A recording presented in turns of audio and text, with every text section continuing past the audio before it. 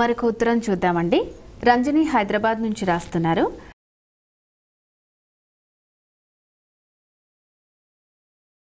మకర సంక్రాంతికి ఏ దానాలు చేయాలని అడుగుతున్నారు.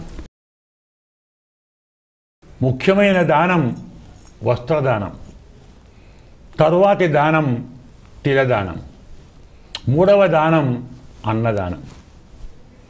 ఇప్పుడు చెప్పుకున్నాం మనం, వస్త్రంలో దేవతలందరూ ఉంటారు. అలాగే నువ్వులలో పరమాత్మ ఎలా దాగున్నాడో మనకు తెలుస్తుంది. తిల సంక్రాంతి అంటారు. నువ్వులు నీళ్ళల్లో వేసుకొని స్నానం చేస్తారు.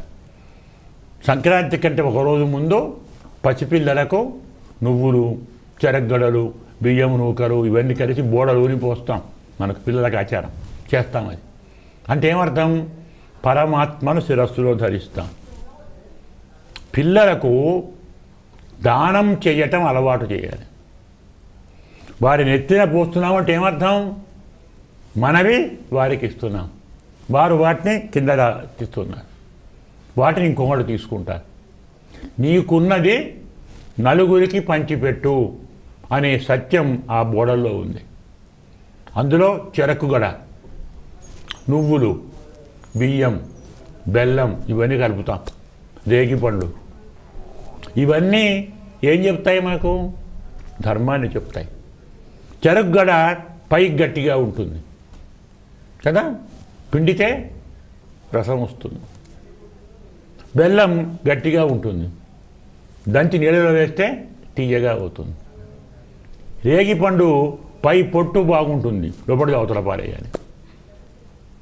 చెరకులో లోపల బాగుంటుంది, బయటికి పారేయాలి. అవునా? రేగిపండు బయటికి తిన్నా లోపలికి పారేయాలి కదా. మనకు వెలుపల లోపల బాగుండేటువంటిది ఏమిటి? బెల్లం. పైన బాగానే ఉంటుంది, లోపల బాగానే ఉంటుంది కదా. అలాగే బియ్యం అనేది వడ్డను తీసేసి లోపల బియ్యం పొట్టు పారేయాలి, బియ్యం తీసుకోవాలి. బియ్యం బయట బాగుంటుంది, లోపల బాగుంటుంది. పరమాత్మ లోపల ఉన్నాడు, వెలుపల ఉన్నాడు. అంతటా స్వామి ఉన్నాడు. పరమాత్మ బయట మంచివాడే, లోపల మంచివాడే. అలాగే పరమాత్మ ఆరాధించే మనం కూడా మంచివాళ్ళమే. ఆరాధించలేదు మంచివాళ్ళం కాదు, అర్థమవుతుంది. అందుకోసమని ఈ మకర సంక్రాంతి నాడు నువ్వులు, బియ్యము, బెల్లము, చెరుకు గడలు, వస్త్రము, ఇంకా బాగా ఉన్నవాళ్ళు బంగారం. సువర్ణ దానేన జపంతి దేవాహ అని శాస్త్రం. బంగారం పెసరిగింజంత బంగారం ఇచ్చిన కోట్ల కోట్ల కోట్ల సంవత్సరాలు స్వర్గంలో ఉంటారని శాస్త్రం. అయితే బంగారము పెసరిగింజంతా ఇస్తే బాగుండదని ఓ గుమ్మడికాయ పట్టుకొని దాని మీద పెసరిగింజ బంగారం పెట్టి ఇస్తారు. గుమ్మడికాయ ఇచ్చారా, బంగారం ఇచ్చారా? బంగారు గుమ్మడికాయ ఇచ్చారు అనుకోండి, భావన దరిద్రమే వచ్చింది. అందువల్ల బంగారము, వస్త్రము, నువ్వులు, బియ్యము, శక్తి ఉంటే అన్నదానము, సువర్ణము. బంగారం వేయలేరు, వెండి ఇవ్వండి. అన్నిటికంటే గొప్ప దానము శయ్యాదానం. పరుపు, ఓ మంచం, ఓ పరుపు, ఓ దుప్పటి.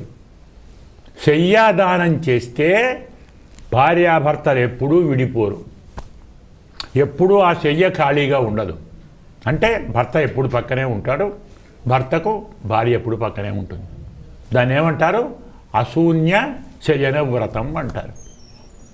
అంటే శయ్య ఎప్పుడూ శూన్యం కాకుండా ఉంటుంది. ఇద్దరు దంపతులు ఉంటారని అర్థం. కాబట్టి ఈ 6 దానాలు మకర సంక్రాంతి నాడు చేస్తే విశేష ఫలితం అనేటువంటిది వస్తుంది.